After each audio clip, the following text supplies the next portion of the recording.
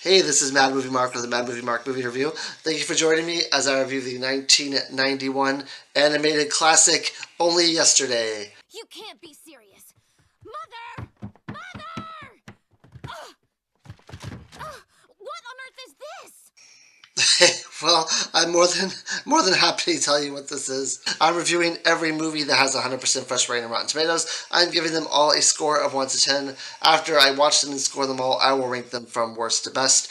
I started in the 1920 silent movie era. I am moving through this list chronologically, and I am now at 1991 with Only Yesterday. This movie has 100% fresh rating from the critics and an 82% fresh rating from the audience. It was directed by Takati, who also directed Grave of the Fireflies, which I gave a perfect 10 out of 10 to, and The Tales of Princess Kaguya, which I have not watched yet, but is 100% fresh, so I will be watching that fairly soon. This movie was originally distributed by Ghibli, who of course is famous for Miyazaki and his movies such as Spirited Away and Princess Mononoke.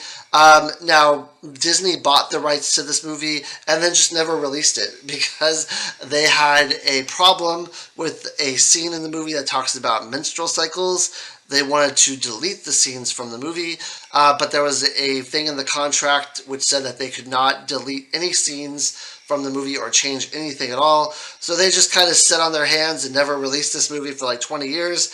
And then a company called G Kids bought the rights and released it in a dubbed version, which is the version that I watched. Now, I usually try to steer clear of dubbed versions of anything.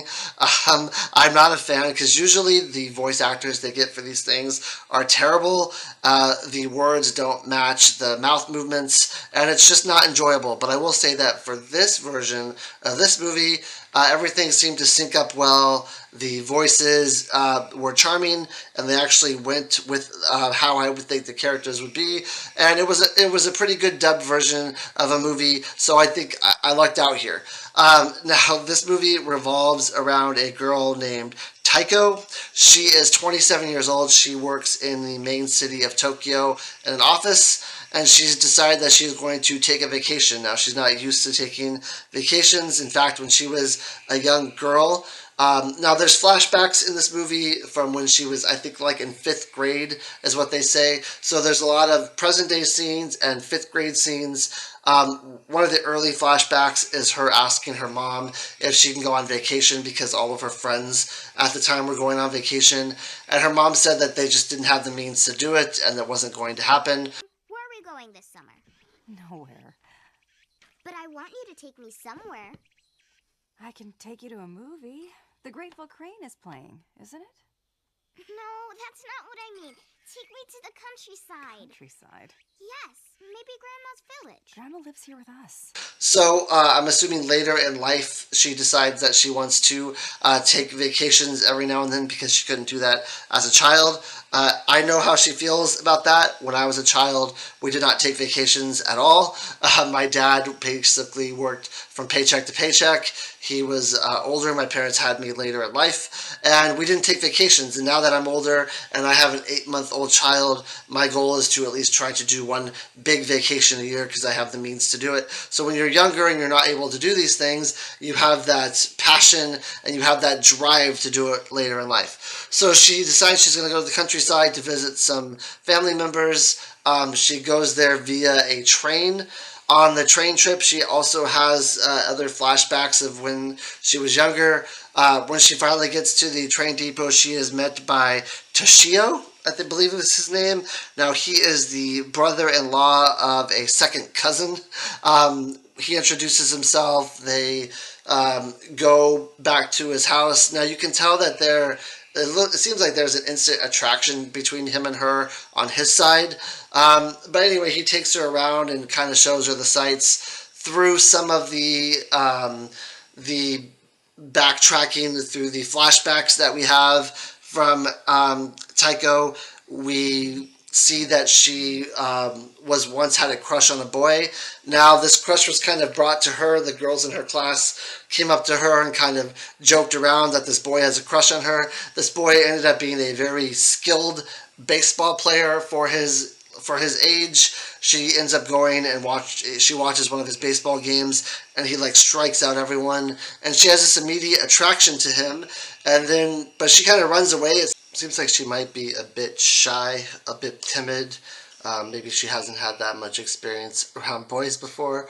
But she runs away. You could tell that he's attracted to her and she's attracted to him, and kind of nothing comes from it at all, which was sad. I thought it was a really nice, cute love story in the beginning of the movie between these two children, and I was hoping that at some point later in the movie this was going to show itself again, like she was going to go home and find this guy and that she was going to like rekindle with him, but it never really happens at all. Also, early in the movie, you see that Taeko has some struggles with math. Um, she is doesn't comprehend a lot of what some people would call as basic math skills, including multiplying fractions. In fact, she instead of doing what her sister tells her to as far as learning fractions, she tries to imagine. I think it's like an apple. And like how you can get like a fraction of a fraction of a fraction of an apple. A D in her math exam. A D? That's right. And it's better than last time. If she just got a B or a C, I could tell her to work harder. It doesn't. I mean, I struggled with math too when I was a child. It doesn't really mean anything because now I've had jobs before where I've done finance and it's perfectly fine. Um, but her mom is very concerned about her lack of math skills. Her sister is very concerned about her lack of math skills. Um, they think that she's just slow and that she doesn't learn things very well. And they kind of like put her down and treat her kind of badly about it. There's also something later in the movie. I don't remember what triggers it. I think it has something to do with math or studies or something like that. But Taiko's father gets really upset at her and like slaps her across the face. Stop that. Please stop.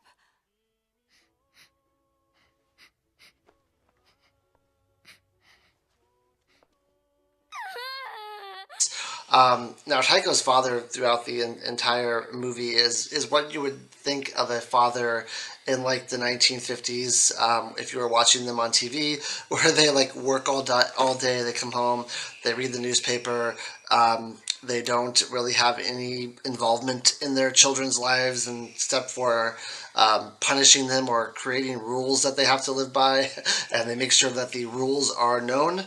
That's kind of the father that he is. He doesn't really seem to be involved in his child's life at all, except for when it comes time to punishing them and making sure that things are done correctly. He slaps her around a bit, and then you could tell he feels really bad about it later on. Um, there's also a scene in one of the flashbacks where Taiko takes interest in being an actress. She's in like a school play and she doesn't have a very big part, but she tries to make up her own lines. And when the teacher is not very excited about her doing that, she ends up just overacting a little bit. She gets offered a job or a part in a bigger play that is going on, and she's super excited about it. She's finally found something in her life that she's good at, that excites her, and that she wants to do. And her dad ends up telling her, no, there'll be no actors in this house. You will have no performing. No show business. Dad, it's university play, not real showbiz. That's right. It's just... I said no. Puts his foot down, says it's not going to happen. And then she ends up not doing it. Now, when we go back to her later years and when she's 27, in like the current time, she says that she did pursue acting later in life and it just wasn't what it was before. She didn't have that spark. She didn't feel like she was as good as she was when she was younger. So she just never pursued it again. I would say those are probably my two favorite kind of flashbacky moments, or three favorite. The baseball player that she was interested in, the whole segment about math, and then the acting portion. Um, Besides that, when we're in the current phase of what she's going through, she's interacting a lot with Toshio. He is very into gardening and the aspects of like raising crops, and he goes through a lot of detail about what needs to be done when you're raising crops and how he's very passionate about this in his life. Later on, there's a member of his family that suggests to Taeko that she should marry Toshio, that he likes her and that this would be a good pairing for the two of them. She kind of shies away from this, though you get the inkling that maybe she does have a crush on him. And at the end of the movie, I believe she decides that she is going to either come back and see him or that she is going to stay. Um, I don't remember which it was, but I do believe that she will end up pursuing a relationship with Toshio at the end of the movie. And that's pretty much the whole story. The animation in this movie is really fantastic. I would say it's on par with an anime of this time, only the lips are matching the words that are coming out more succinctly than other animes that I've seen from this time period. So that's very well done. There's a lot of like fields and open landscapes and rolling mountains and you know crops and stuff. It looks like it's beautiful. The artistry that is done in this movie is beautiful. The story is fantastic. They do a little bit of a different kind of style when they're doing flashbacks, where it seems like it's a lighter color than than current, and then current is more vibrant when you're watching what she's going through in life now. So, I mean, it's pretty easy to know when there's a flashback because she's like in fifth grade as opposed to being 27. But in case you were wondering, if it enters a flashback without her front and center, it's usually the like lighter color, maybe watercolor type things as flashback, and then the vibrant colors is present day. So that's really awesome how they did that.